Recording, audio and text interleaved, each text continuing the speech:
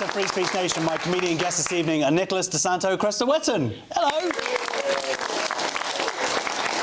How are you both? You all right? You've just done a gig for Reform. Yeah, Reform UK, Manchester. Yeah. They have a big by-election with Matt Goodwin this Thursday. And did your set, do you think that added to the votes? Well, I went hard and heavy after Nadim Zahawi, and surprisingly, they liked it. But he wasn't there.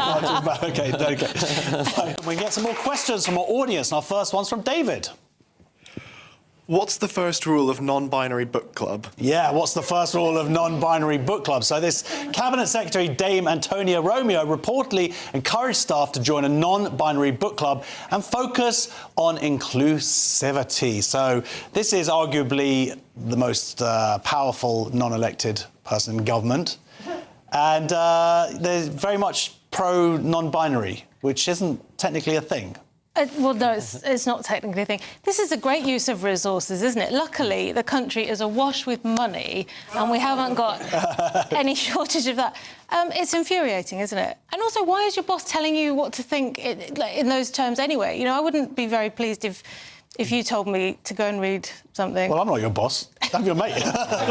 Good point. But you really should read. What I mean is, my Judge work Dredd. is separate from my book club. My book club doesn't belong in the workplace. No, exactly. And I believe that 20% of the annual performance appraisal was to do with sort of promoting these some non-binary book clubs and various other... So when her appointment was announced, there were allegations of her being wasteful with public resources. And then it turned out that, yes, she was forcing people to spend up to 20% in gender, non-binary, transgender parenting awareness, which is the definition of wasting public resources. And Keir Starmer said she's the kind of person that can drive our government towards reform. But if you replace that small r with capital R, he's spot on. Fair enough. Yeah, I mean, I believe that there were criticism that she was more concerned. This was when she was working for the running the trade department, and it was more concerned with the Stonewall rankings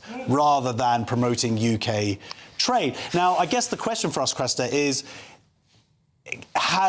was this someone who was just kind of caught up in the moment of madness, or are they still a believer? Are they still going to be sort of pushing all the stuff rather than just putting the resources of our taxpayers towards doing their job? I can't look into their heart, obviously, but no, I assume that they do mean it, because otherwise, why would you do it? Because the people are cowards and they go along with the flow. Yes, OK, but it's still encouraging other people actively. I mean, it's... All right, well, we will see. A Cabinet Office spokesperson, woman, they, them, said civil service objectives are agreed between the employee and their line manager, not with the Permanent Secretary. Antonia was not involved in the settings of these objectives. Dame Antonia has spent nearly a decade leading economic, public services and security departments. She's an outstanding public servant with 25-year record of delivering for the British people. No, fair enough. Well, look, I would ask you your opinion, but because you mentioned the by-election, I've now got to read this out. You may have... So, Blake, just keep the camera on him, as he looks very guilty as I read all of this out.